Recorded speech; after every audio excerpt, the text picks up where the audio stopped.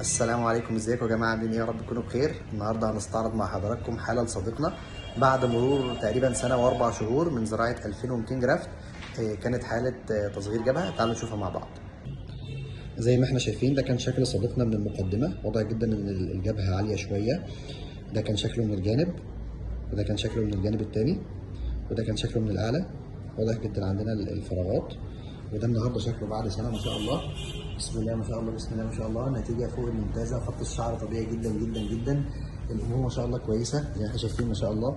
خط الشعر جميل. بس لازم حضرتك تبص يمين كده شويه زي ما احنا شايفين. بص الناحيه الثانيه. ايه راي حضرتك في النتيجه بقى؟ لا تمام، بسم الله ما شاء الله. والله انا ما كنتش متخيل انها تطلع بالجمال والحلاوه دي. اللي بيشوفك وهو مش عارفك بيتخيل انك زارع.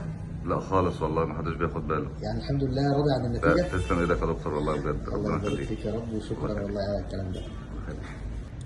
السلام عليكم، ازيكم يا جماعه؟ عاملين ايه؟ يا رب تكونوا بخير. النهارده هنستعرض مع حضراتكم حاله لصديقنا بعد مرور تقريبا سنه واربع شهور من زراعه 2200 جرافت. كانت حاله تصغير جبهه. تعالوا نشوفها مع بعض.